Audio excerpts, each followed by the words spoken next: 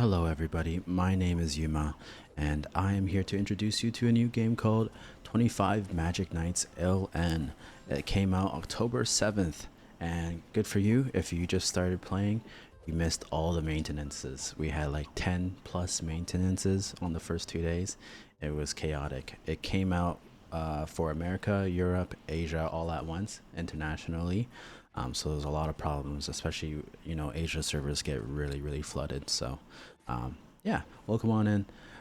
Just to get straight to it, I'm gonna let you know that this is not gonna be a game for everyone. This is not your classic gacha game, if you want that instant gratification, you're not gonna get it here. This is a grindy game, especially definitely pay to progress quicker. Otherwise, you're gonna be uh, in the same place for a while trying to get loot. This is a game that punishes mistakes, and I'm here to give you 15 tips and tricks to ensure that you don't make the same mistakes I did. I'm currently rank 7 in North America, as you can see right here. So let's get straight into it. Tip number 1 I have for you guys is do not reset your stats, especially this early on. It is meant for end game, and we are nowhere near end game. We're only like day 3 in. Especially if you're a new player, just don't do it. This is end game related content. So for resetting, I tried this. You get it at grade 45. I tried it right when I unlocked it, just for experimental purposes. I was the guinea pig. My sacrifice was for you guys. I already had 1 mil gold saved up. When I reset, it doesn't give you enough gold to get back to grade 45. You would think it would just give you the stat points and you can just allocate the stat points wherever. It does not do that. Everything in this game is RNG. Do not reset. Resetting is a huge mistake and it'll set you back. So from grade 45 with 1 mil gold, a reset, I only got back to grade 40. So I was like 5 grades down, and I lost like 20 battle power. It's just not worth it. The only reason why you're doing this is for the emblem crafting material. The higher your grade, the higher chance the emblem crafting material will be obtained. Now that is used for crafting these permanent emblems that give you stats. So if I can find it right here, emblem ancient machine, you can get the emblem crafting material to craft these emblems, which give you permanent stats when in your inventory after it's completely crafted. So again, do not do it right now. This is definitely more end game content for regarding resetting your stats. Honestly, at the beginning, it's only worth going strength and constitution. Intelligence is a mid to late game and also a big investment, more recommended to whales. So if you're free to play, I definitely recommend you going strength and con. But yeah, we're gonna go into tip number 2. Tip number 2 is just regarding your settings. You have auto hunting distance. I think by default it's like 20 meters. You can actually increase it to unlimited, which is great for auto farming or when you're on boss stages. So that way it'll just make you auto run towards the boss even if you don't see it on the screen. So I highly recommend just putting unlimited auto hunting distance. There's no reason why it should be smaller unless you're on a PVP zone and you don't want to invade someone else by accident if they're on the same channel, which can happen, right? So that's tip number 2. Very simple, very easy. Tip number 3 is the E.Binding Trick. So this is one of your main ways of getting some stats. This game is all about getting stats, right?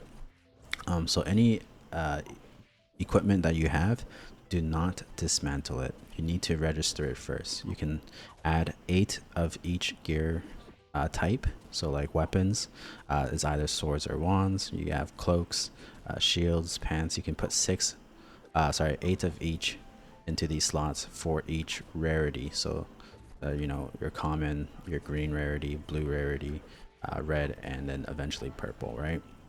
So in regards to this, you get stats, and it's based on it's the spawn stat.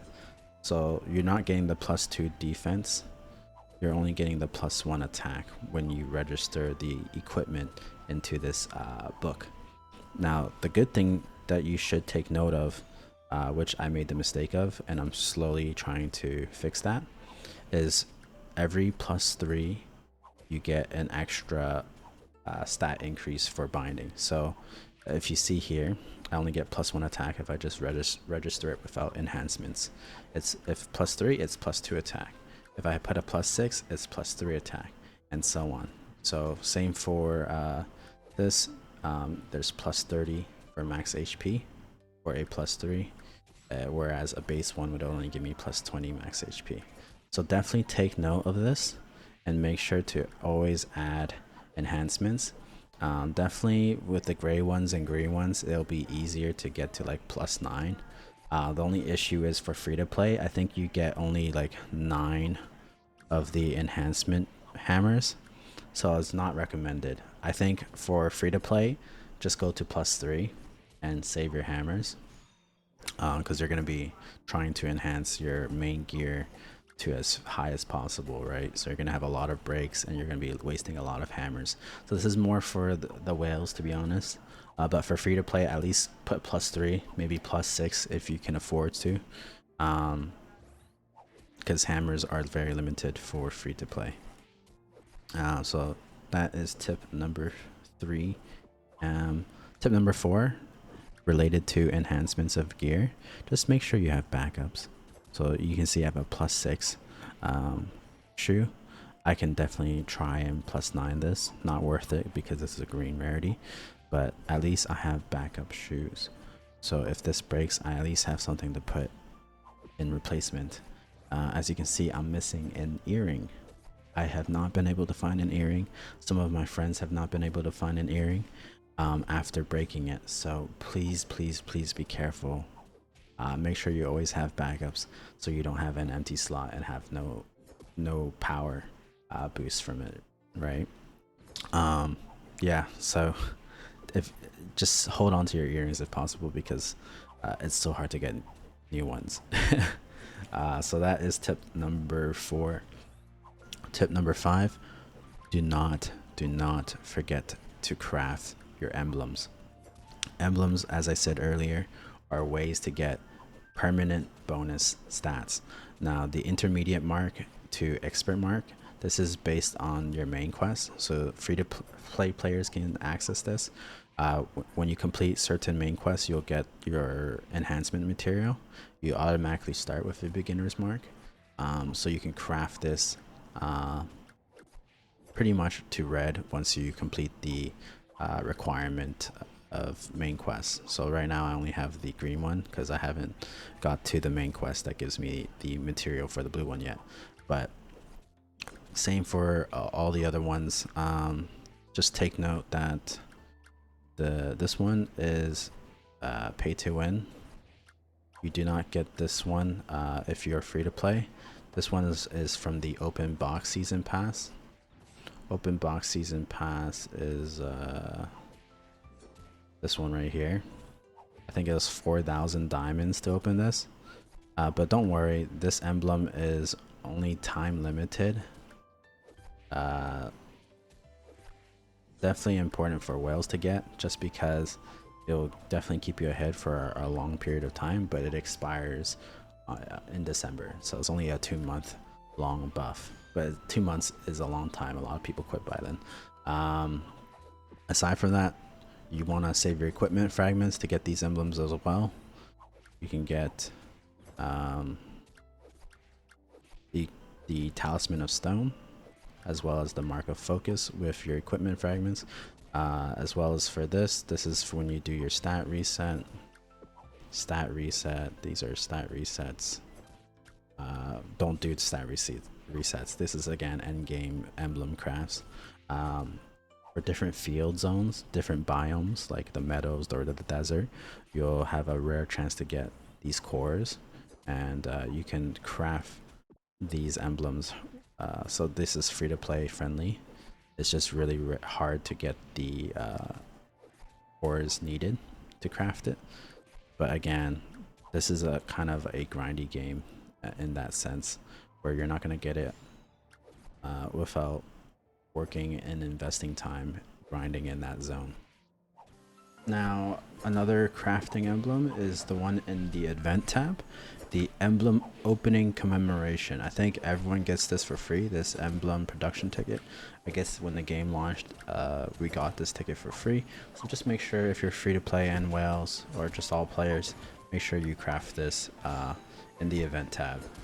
There's also the curse one, Curse of Halloween. Which is based off your Halloween candy. So make sure you're not throwing away your Halloween candy. I know some people sold their Halloween candy for gold or something by accident. Halloween candy is meant to get these emblems. It's valid until January of next year. And also getting these weapons, which is only good for registering in your E.Binding book. Aside from that, you can also get a 10 pole for mythics and regular summon tickets. You can get 2 temples. You can craft 20 tickets of each.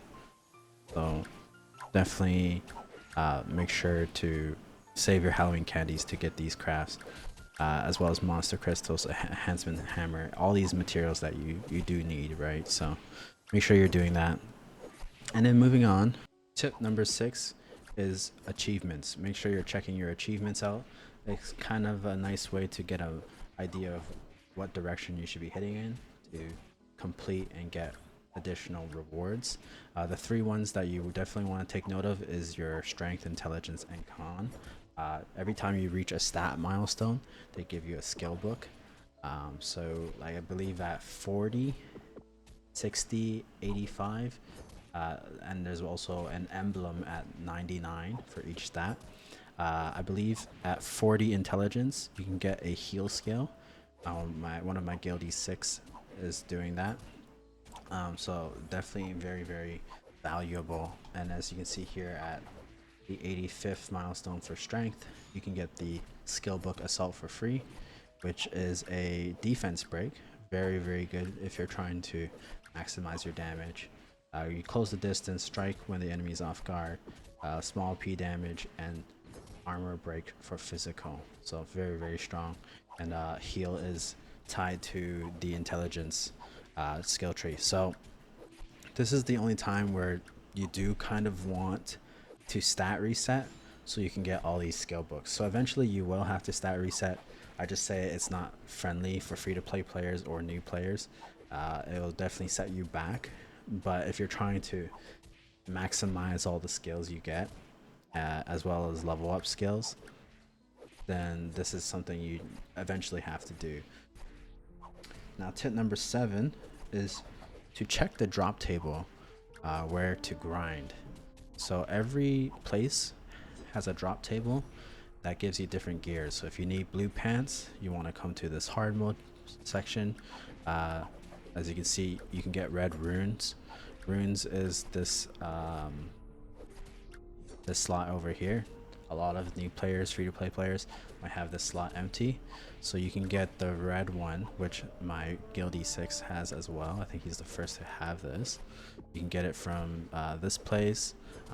The first place that shows up is actually in Dominion under Barren Land. You can get a blue rune over here, but again, drop rates are really hard to get these blue gears. So it's just a lot of time investment. Now tip number 8, you want to check timer for bosses. Unfortunately, there is no easy way to track all the boss timers. You have to go and visit. So you can visit the world map from pressing this bar at the top or from this compass on the right. And then you can go enter the bosses. There is a non-PvP and a PvP one, so it's 2 different bosses. And then when you enter, the timer will be right at the top. So here it's 2 hours and 3 minutes. The Dryzad bosses are 3-hour spawn timers after death, and Mosky as well as the boss heart is 6 hours. We haven't tried the other bosses yet because we're not strong enough. There's Grutiel as well as Dark Shard and Forsaken King here, Lich as well, and Lightless Hero. They are all too strong for us, so we haven't tried them. I'm pretty sure their timers are probably longer than 6 hours. Might be crazy, but yeah, something to take note of. That is tip number 8. tip number 9 is to quick base. So sometimes you can be really low on health. So when you're fighting and you find yourself like low on health, just clicking this little health button will channel you to teleport back to town. Now, quick base or quick town will not be disrupted. So when you're getting hit by things, it will not cancel your teleport. So if you find yourself in a very, very dangerous situation, just make sure you press this health button and it'll teleport you back to town, and it'll heal you little by little, or it'll heal you faster than when you are in the field. So definitely come to town just to heal up. So that's tip number 9. Tip number 10, I don't have footage and I'm too lazy to wait for footage, but when you are in PvP zones like world boss and you're not trying to PvP but you're just trying to kill the world boss, you have to take off AoE stuff. So make sure you take off your fireball, make sure you take off your dash, because these have AoE. I believe the stun also might have AoE, I don't recall. So make sure you have these off when you're in a PvP zone. You also want to take off counter attack and do not auto. You first want to target the boss, click it, hit it first, then you can auto. But if you just auto right from the start, you're just gonna hit any player available. So be very, very careful of that. Yeah, that's pretty much it for tip number 10. Now tip number 11 is about choosing which avatars and stat belts to go. So everyone's asking like, what's the best avatar to choose? Now all the mythics are really good. You can always choose any of the mythics and they'll do way better than any other rarity of heroes you have. So it's not a bad choice to just use the mythic that you get from pity or from whatever reasons. But ideally you want mono stat builds, ones that focus either full strength or full intelligence. You don't want these hybrid ones, in my opinion, just usually because you want to go a certain build, like a physical build or a magical build. You usually don't want to split yourself too thin into both sides, because then you'll just be all-rounder, master of none, you know. So here I'm 30 strength, 15 int, whereas here it's like 36 int. Oh, this one's not. This is a bad example. This is also a bad example. I'm all strength int characters. Let me see. Go to shop. You want someone like Emil, who has like 16 strength, 18 con. This is a more viable build because it's focused on strength, and you can never go wrong with con. Every build needs con to survive. The best physical unit is definitely Hero Lucas, I'd say. 18 strength, 18 con, reduced damage, and reduces cooldown. This is definitely, if you're going physical build, this is the one you want to go. If you're going magic build, then definitely go for Dragon King Kaelin. Those are my opinions. When I first started off, I just went for this because it had 2 legendaries.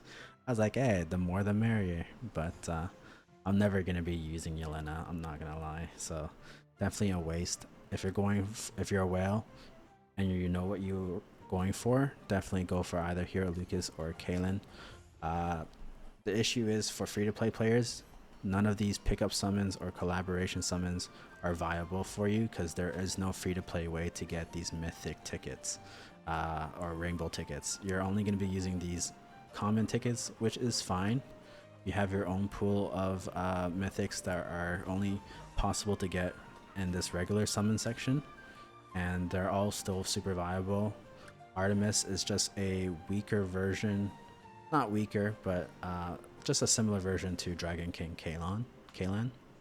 So you can always go Artemis if you're going full magic. Emil, in my opinion, for strength con. And yeah, the last 2 here, Jesse and Aza, they're both hybrids, so I don't know how good they are. Maybe hybrid build might be meta in the future, but right now it just doesn't seem that attractive to go. Same with Drake, it's hybrid.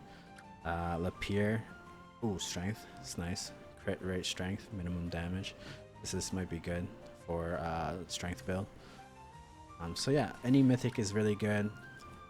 In terms of what stats you should be going, I definitely recommend going strength con early, just because there isn't really any magical skills that you can unlock to be viable. All you get is energy blast and fireball, and that's not really enough to make a magic character work or be viable, right? You definitely want to get all these uh, magic skills in the rare section. Lightning, which costs 8 mil gold, as well as multicast, and what else? Mana breathing. Yeah, all these skills are just like locked behind drops or crafts or huge gold costs. So it's not really viable early game to be a intelligence character, but eventually you can definitely go down this route. So early game strength con, and in the future, if you want, you can always respec to magic con, or int con, I should say. Aside from that, tip number 12: turning on offline hunt mode. So everyone's asking, like, how do you go offline mode? Offline mode is 6 hours for free to play, and 10 hours if you're a whale if you buy the plus 4 hour um, extra pass. So at the top left here, right next to your watch list and your stat list, there's like a little card icon. This is your AI auto hunting menu. I recommend return with 20% HP as your setting, and you just press start and it will kick you out of the game. So you can't just have this on at all times. You have to intentionally, like, manually start this, and you have to do it in a field. Make sure you have auto on. For example, let's just go here, entry, turn back auto hunt, counter attack, and then now if you press start, it'll kick you out. But yeah, that's pretty much how to start AI auto hunting. I know a lot of people were asking, how do you do that? Tip number 13 is to join a guild. Very simple. Joining a guild gives you bonuses, gives you stats. So if you go here, benefits, you'll get plus 50 armor, oh sorry, plus 50 HP, plus 1 armor. You also get plus 1 attack, plus 50 HP, EXP 1%. As you see, as the higher the guild level, the more benefits you get. And obviously it all adds up. So definitely join a guild. There is no like guild content, no guild boss or anything like that. So there's nothing else other than just for the stats. And also it's just nice to have a community or a guild that really works together and help each other. And that's what I've been doing. All the people in my guild always do guild boss, like the world bosses. We do co-op dungeon together. We just overall just very active and enjoy the game. Obviously we are a bit of spenders, so definitely that increases our enjoyment of the game. But yeah, tip 14 for side quests. Sometimes you get those craft 20 items or craft 50 items or open 50 boxes, some shit like that. Ideally you want to get the ones that are kill side quests, like kill 500, kill 100 or 200. So if you ever get those crafting ones, I've completed my side quest as well, but there is going to be a little circle wheel here, which you can refresh. You can, I think, refresh up to 3 times. So just make sure if you do get those crafting ones, they're not really viable to do. The devs really don't know what they're doing, I guess, giving us not quests that aren't really viable, especially with our sickening drop rates that we barely get anything. The game is really starving us here. We really gotta work for our items. So definitely just try to reroll and get those hunting quests. It'll make your life a lot easier, and you can complete those quests for you know, some magic scrolls and some extra gold. Now the final tip, tip 15, is just doing your content. Day one, I totally did not see this content menu. Always make sure you open your menu, go to content. Now you have challenges you can complete. They drop skill books, summon cards, some possible equipment materials. There's the carrot field. You do need these carrot field recharge stones, which you can get from various activities, as well as just farming in the carrot field itself. Now the carrot field key will give you 1 hour of grinding time in the carrot field. Carrot field is good for EXP, but is especially good for getting gold. I had like 6 keys, so I was in there for 6 hours offline while I was sleeping.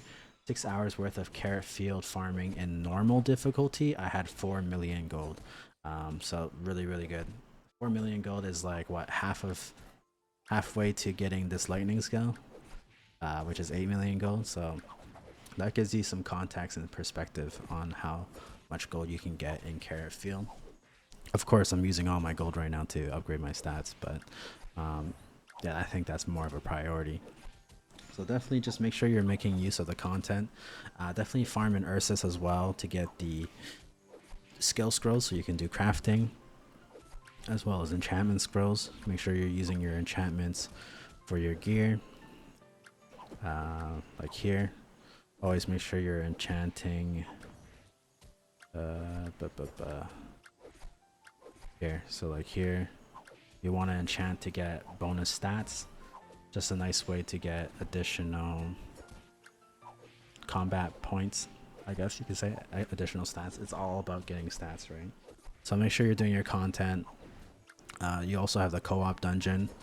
When you're in the co-op dungeon, just fight the boss. You definitely want to coordinate with guildies or world chat to get enough people to kill the boss quickly and efficiently. Every kill, even if you're just contributing and you're not just like attacking it but not doing a lot of damage, you'll get these do I have any left? I think I crafted all of them. You'll get these cooperation tokens that you can use to craft where is it? Craft these co-op dungeon chests. So definitely want to make sure you're doing that efficiently, since it's really costly to get those co-op tickets. You can get co-op tickets through the store. Every day you can get it for 200,000 gold, or you buy the ticket from the co-op dungeon recharge. I'm reading the fucking title. You can get it from the guild shop pretty much for 30 guild coins. Ideally, I want to save my guild coins to get these skill books, but yeah, I just wanted to let you know that that's an option as well. Yeah, but that's it. I think I've covered everything. Hopefully these tips help you from avoiding the same mistakes I made, or from stopping you getting more power. There is a lot to learn about the game. I'm not a professional. I'm just teaching you what I found out the hard way, as well as from people in the Discord when we chat and share our mistakes. So definitely take note of that. There is also, I guess this is tip number 16. Just make sure you have these artifacts. You get these stones from dismantling equipment, which you can unlock these artifacts, as well as respec reroll stats for these artifacts as well. So something to take note of. Definitely do that. Just many ways to get power, and just make sure you're doing all of it. Hopefully this helps. Yuma here. I'm sorry I'm stuttering, chatting a lot, but hopefully you get something out of this video. Cheers, and I'll see you in the next one.